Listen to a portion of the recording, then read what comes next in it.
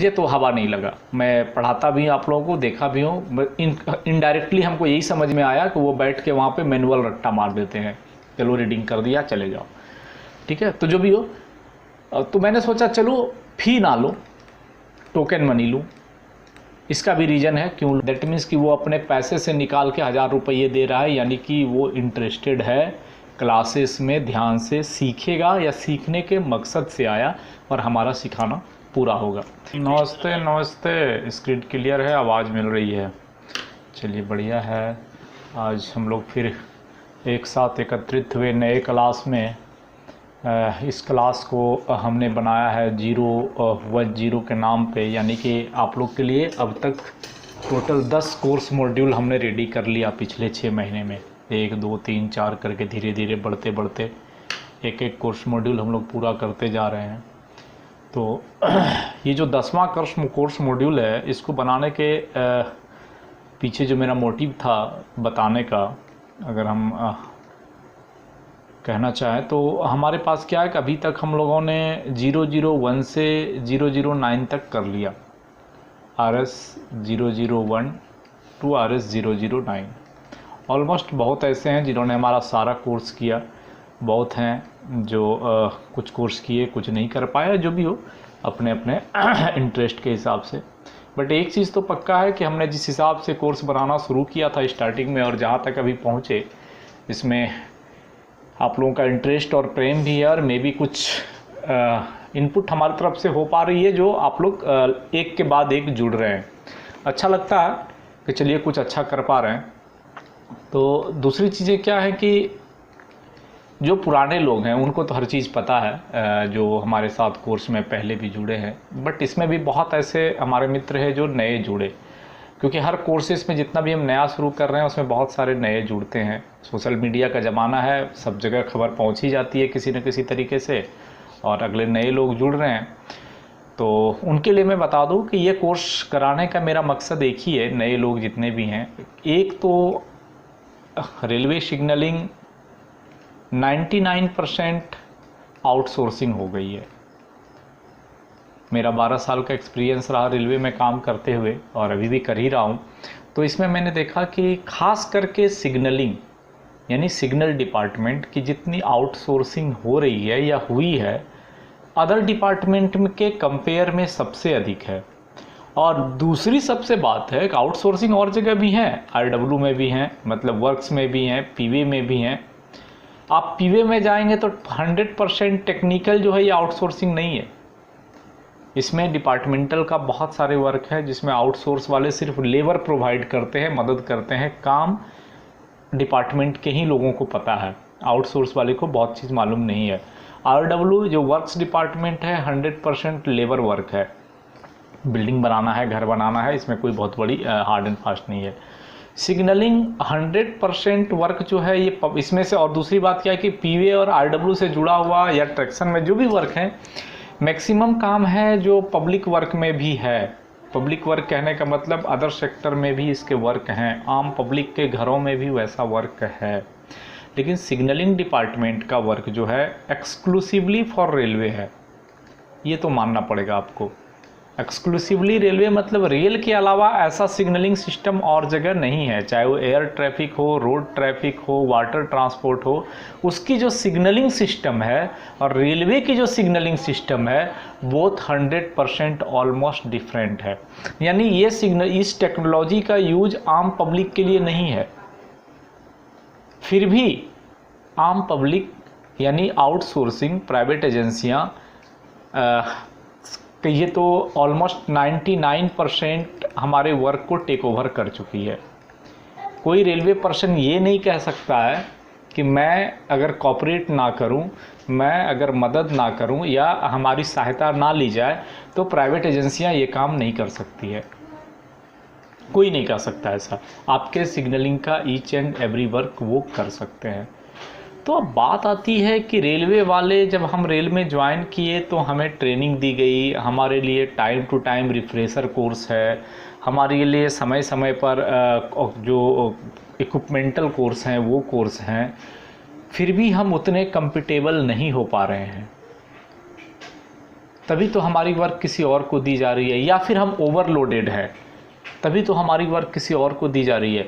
और जो वर्क करने वाले दूसरी एजेंसी हैं, यानी OEM हैं, प्राइवेट एजेंसियां हैं, वो सिर्फ एग्जीक्यूशन पार्ट हैं, रिस्पॉन्सिबिलिटी हमारी ही है। यानी एक station being a incharge SSC अगर हमने इंस्टॉल कराया तो पूरे यार्ड में जितना भी काम हुआ उसके 100% सेफ्टी की और क्वालिटी वर्क का जो एश्योरेंस है, जो सर्टिफिकेट है, हम रेलवे से दे रहे हैं। यानी हमारे ऊपर पूरी जिम्मेदारी है, यानी हमको पूरा नॉलेजफुल होना ज़रूरी है कि कौन क्या कर रहा है, किसका पार्ट ऑफ वर्क क्या है, किसकी जॉब क्या है, कौन सी सेफ्टी चीज़ें क्या, हमको जानना ज़रूरी है। दूसरा, जो OEM के बंदे हैं, जो कॉन्ट्रैक्टर के लड़के हैं, वो पूरा वर्क कर रहे हैं, उन्हें कोई ट्रेनिंग देने वाला नहीं है, वो सिर्फ देख के सीखते हैं, किसी को काम करते हुए देख के सीखते हैं, विजुअल नॉलेज है उनके पास। तो एक मेरे मन में जो दिमाग आई कि चूँकि सारा काम हम उनसे ले रहे हैं तो उन्हें भी क्यों ना ट्रेंड किया जाए, उनको भी सारा चीज़ मालूम होना चाहिए। अभी होता क्या है कि अगर हमारे पास EI के लड़के आते हैं, उन्हें अपने इक्विपमेंट के अलावा MS-DEC के बारे में कोई जानकारी नहीं है। जो MS-DEC के लड़के आते हैं उनको MS-DEC के अलावा बाकी SS-DEC या और दूसरी चीज़ के बारे में कोई जानकारी नहीं है। तो दैट इज़ एक सबसे बड़ा डिमेरिट है। या फिर एक OEM के आदमी को दूसरे OEM के इक्विपमेंट के बारे में ना तो उसका फंक्शन मालूम है, ना तो प्रिंसिपल मालूम है, ना उसमें कैसे वर्क हो रहा है वो मालूम है। तो कम से कम हर एक को एक स्टेशन, और आपका स्टेशन जो है वो चिड़ियाघर होता है, एक ही स्टेशन में कोई यूनिफॉर्मिटी नहीं है इक्विपमेंट की। वहाँ पे अगर 4 ब्लॉक इंस्ट्रूमेंट है तो एक वेबकिल का लगेगा, एक DLBI होगा, एक डेल्ट्रॉन का भी लग सकता है, और उसमें एक हो सकती है डबल लाइन भी होगी। तो सारे के सारे वहाँ पे लग जाएंगे। तो उस, और रेलवे वाले को भी जानकारी होनी है, कॉन्ट्रैक्टर को भी जानकारी होनी है, कॉन्ट्रैक्चुअल वर्क करने वाले को भी है, नहीं कि ईच एंड एवरी को एक लाइन में कहें तो स्किल्ड होना बहुत ज़रूरी है आज के टाइम में। क्योंकि आपकी ट्रेन आपके किए हुए वर्क पे 250 kmph की स्पीड में जाने वाली है। 160 की तो ट्रायल हो गई, आगे भविष्य में 260 पर चलने वाली है। तो और हमारी जो सेफ्टी का पैमाना है उसमें 0 टॉलरेंस है। क्योंकि आपको हमको पता है कि अगर हमारी एक्सीडेंट हो जाती है यार्ड में, पॉइंट एरिया में कोई कोचिंग ट्रेन की, तो कितनी जान माल की हानि हो सकती है, कितने आदमी मर सकते हैं, और उसकी पूरी की पूरी जिम्मेदारी हमारी आपकी होगी, या जो हम काम करने वाले रिस्पॉन्सिबल लोग हैं। तो मेरा इच्छा लगा चलो जितना जानते हैं, धीरे धीरे मैं भी सीख रहा हूँ, ऐसा नहीं है कि हम 100% जानते हैं, बट जितना जानते हैं उसको शेयर किया जाए अगले के साथ। दिसंबर महीने में शुरू किया था ऐसे छोटे मोटे वीडियो, जब फेसबुक में, या फिर आर्टिकल लिखना। हमारे वेबसाइट, हमारा आप लोग को पता होगा, जब ज्वाइन किए हैं तो मालूम ही है, हमारा वेबसाइट भी है, हमारा यूट्यूब चैनल भी है, वेबी क्लास। ऐसे CM झा सर के नाम से भी यूट्यूब चैनल है, बट वो बहुत पहले ही कुछ टेक्निकल फॉल्ट के कारण मैं उसे डिलीट नहीं किया हूँ, है बट उसमें कुछ डालते नहीं है। वेबी class by CM Jha sir, learn ऐसे पूरा लिखते हैं हम, learn railway tech by CM Jha sir, ये भी है। फेसबुक पेज है ही C मौलेश्वर झा के नाम से, इसमें बहुत सारे पेज बने हुए हैं। ग्रुप भी हैं, रेलवे GDC, रेलवे LDC के नाम से, या हाई स्पीड ट्रेन के नाम से। तो कुछ चीज़ें मैंने सोशल मीडिया पे डाल, लिंक्डइन में भी जो है हमारे साथ जुड़ सकते हैं, वहाँ पे भी हम इंजीनियर CM झा के नाम से हैं। तो कहने का मतलब ये है कि आज के समय में ईच एंड एवरी तक पहुंच रहे हैं, और ये पिछले 6 महीने में आप लोगों का प्रेम बहुत मिला। आप लोग, एक भी कोर्स ऐसा नहीं रहा मेरा जो हमारी, लगभग जो मैं सोच के चला था कि चलो ये छोटी सी टारगेट लेके करेंगे, आगे बढ़े। दूसरा, मुझे तो हवा नहीं लगा, मैं पढ़ाता भी आप लोगों को, देखा भी हूँ, इनडायरेक्टली हमको यही समझ में आया कि वो बैठ के वहाँ पे मैनुअल रट्टा मार देते हैं, चलो रीडिंग कर दिया चले जाओ, ठीक है। तो जो भी हो, तो मैंने सोचा चलो फी ना लो, टोकन मनी लूँ। इसका भी रीज़न है क्यों लूँ। और फ़ी बिल्कुल वर्ड ही यूज नहीं करते हम, टोकन मनी इसलिए लेते हैं कि कोई भी नॉन इंटरेस्टेड पब्लिक इसमें भीड़ ना जुटाए, गैदर ना करे, जो डिस्टरबेंस हो। जो भी मैं छोटा सा टोकन मनी ले रहा हूँ, इसका मतलब अगर कोई मुझे 500, 800, 1000 रुपये दे रहा है, दैट मीन्स कि वो अपने पैसे से निकाल के 1000 रुपये दे रहा है, यानी कि वो इंटरेस्टेड है, क्लासेस में ध्यान से सीखेगा, या सीखने के मकसद से आया, और हमारा सिखाना पूरा होगा। तो तो ये 2-3 चीज़ें मैंने इसमें इम्प्लीमेंट करने की कोशिश की और लगभग सारा चीज़ सही है। तो क्यों मैं क्लास स्टार्ट किया, क्या रीज़न है, और बाकायदा ये 10वां ऑलमोस्ट 16वां बैच है, बट 10वां कोर्स है। बहुत सारे हमारे कलिंग भी पढ़ते हैं, जूनियर भी पढ़ते हैं, OEM भी पढ़ते हैं, सारे हैं। लगभग 10 बैच में ऑलमोस्ट हमारे टोटल एनरोलीज मिला के मैं उतना काउंट तो नहीं किया, 400-500 के आसपास हो गए हैं। तो यानी कि इतने लोगों का प्रेम मिल रहा है, कुछ अच्छा चीज़ बता पा रहे हैं। इंट्रोडक्शन क्लास थी, इसीलिए आप लोगों को मैंने बता दिया। दूसरी चीज़ें ये है कि जो क्लासेस हैं, अब मैं बता दूं क्लास के बारे में। क्लासेस ऑलमोस्ट रात में हम 8:30 से 9:30 के 8:30 से 8:30 टू 10:30 के बीच में 2 क्लासेस करते हैं कंडक्ट, 2 घंटे की। एक 8:30 से 9:30 और एक 9:30 से 10:30।